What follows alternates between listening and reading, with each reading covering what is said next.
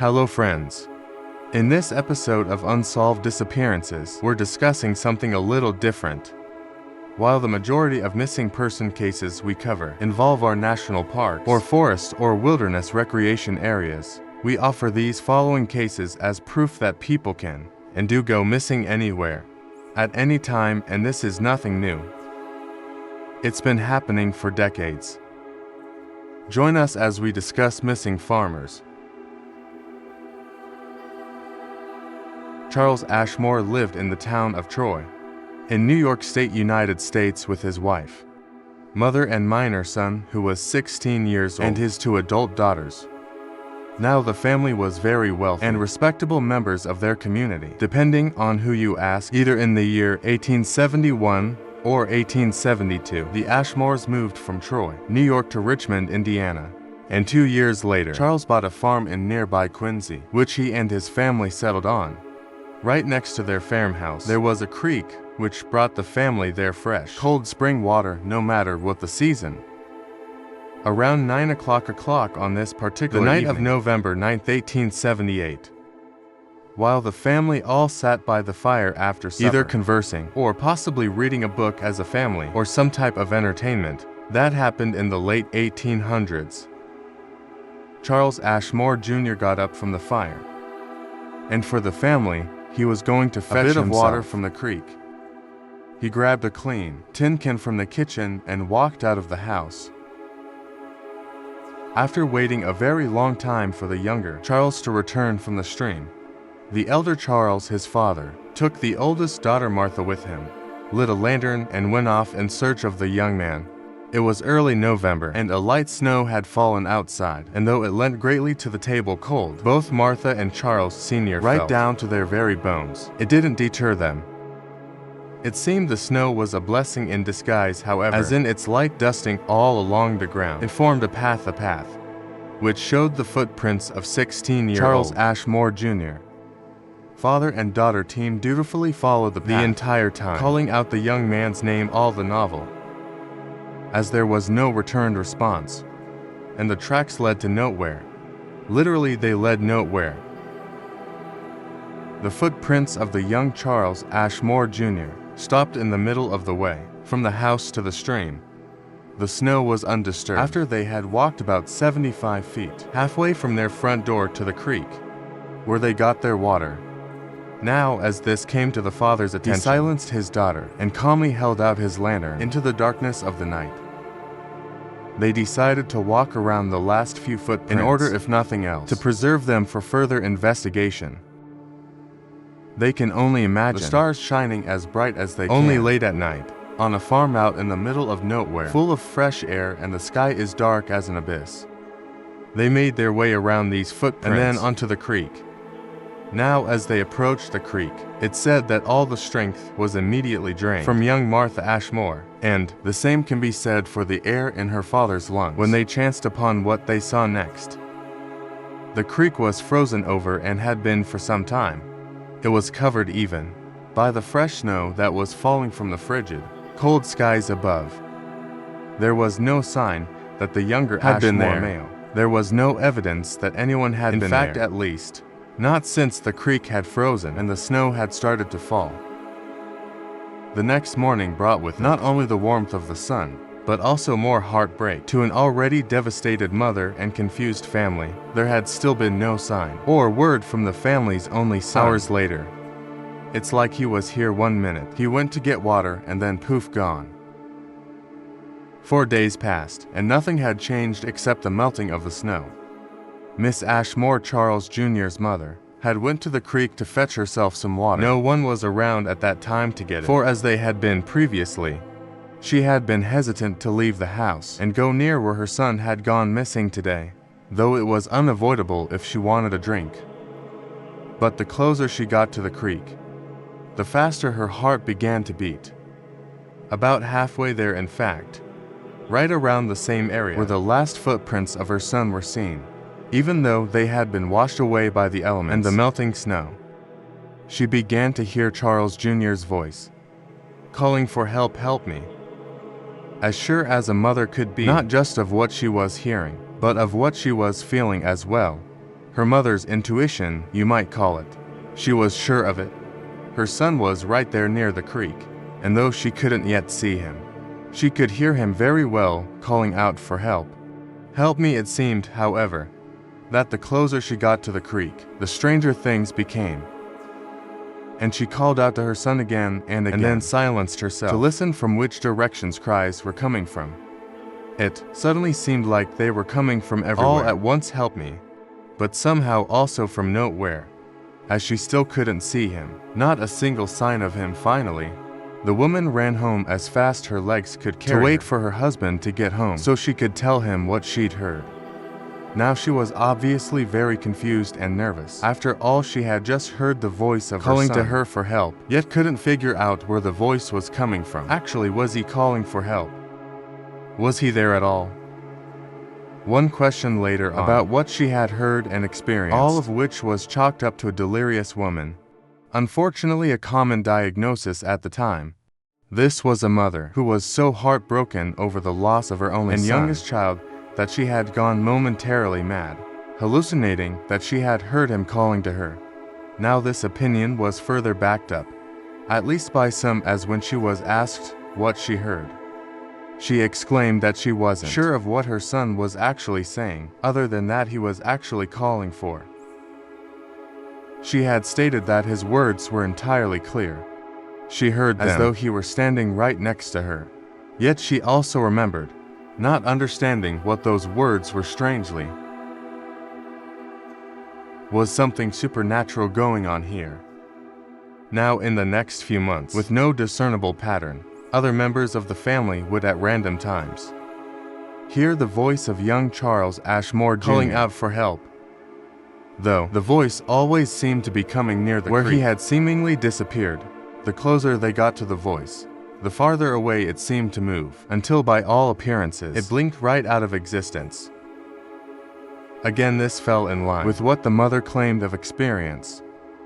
One thing each person in the family who heard the voice knew for absolute certain, however, is that the voice they were hearing was definitely that of the younger Ashmore. And again, no one was ever able to repeat what he had said, for though they claim his voice was so clear, it was if he were standing right there at the same time. It had still been too far away for them to understand the words. Even if he had been giving directions to his family wasn't able to comprehend them. No, this sounds strange. The sounds of help calling from the creek went on intermittently through the rest of the winter and spring, and would seemingly pick a family member at random to experience this and hear these words. Come summer, though, the calling voice seemed to come at further and further intervals, until finally, at the point of around about a year later, it stopped altogether. Charles Ashmore Jr. was never seen or heard from again, and no one was ever able to say exactly what had happened to him.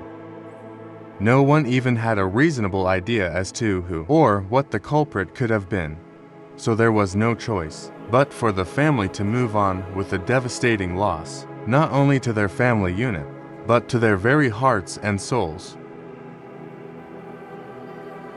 Now in the magazine Fate in June of 1953, a very similar disappearance story was published. Depending on who you ask, you'll hear people swear to the truth of the legend, and still others will attest the story has been thoroughly debunked. Whatever you choose to believe about what happened to David Lang and his family, whether it be a well-written story, which originated in the late 1800s, or a true account of something that really happened to in the same time period, I hope we can all certainly agree. We are hearing more and more true stories, just like this in modern times. In Fate magazine, the article was called How My Father Disappeared, and was allegedly taken straight from an interview with the daughter of the man who was said to have vanished into thin air, and she was a witness to the strange happenings that day and the days to come. Her name was Sarah Lang, and the story of her father disappearing mid-step, right in front of her very eyes, is one of legend, whether true or not. This is what she allegedly told a journalist interviewing her. On September 23, 1880, a farmer named David Lang was walking through a field not far from his house. His two young children, George and the aforementioned Sarah played in the courtyard between where their wife stood on the porch and where their father was walking in the field. Right at this moment in time, two men, a lawyer named Judge August Beck and his brother-in-law, whose name has since been lost in the midst of time and retelling, were approaching the house in a horse-drawn vehicle. All at once, David Lang's wife dropped what she had in her hands and screamed while the two men in the buggy stopped, open-mouthed and astonished at what they had just seen. Children also froze in shock and terror. Right before no fewer than 5 sets of eyes, which were almost exclusively on him, David Lang disappeared into thin air in mid-step, right off the face of the earth. Despite there being a very intense search, no trace of him was ever found. There were no holes, no wells, no place that a man could have disappeared. However, it's said, 4 years after this unexplained and terrifying incident, the family, the children in particular, would hear the voice of their father calling out for help. Though his words seemed to be clear, they were indiscernible, and the children, nor anyone else who heard these intermittent cries, could ever make out exactly what David was trying to say.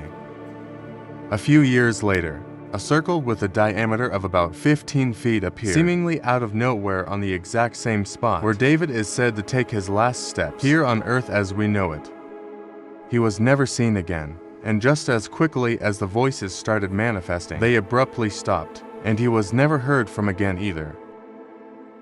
Some people believe that the inability to corroborate any details in the lying story is the reason so many still considered to be just a retelling of an old story written by popular author Ambrose Bierce back in the day. Well, the story itself is unreliable, with no record even of a David Lyon or a judge anywhere in the county of Sumner. The similarities in the above cases is undeniable. However, and the Ashmores did exist, and young Christian did go missing. It's a matter of historical record. As far as the details, though, who knows?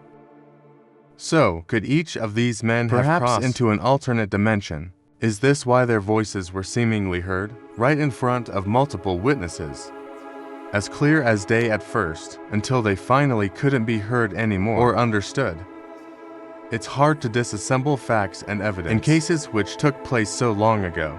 Any witnesses have long since perished, and records had a way of being destroyed throughout history, purposely or not. Example, in the Ventress County, where my father is from, the courthouse was burned during the Civil War, with lots of marriage and death records and tax records and deeds perishing with the fire. So, in those cases, there's nothing left for posterity before the Civil War. As bizarre as it is for someone to seemingly vanish without a trace, it's even more strange and even somewhat terrifying, especially to those of us in the paranormal community who are somewhat aware and think we may have some answers, or at least theories as to what's happening in some of these cases for this to happen to someone, in clear and full view of other people.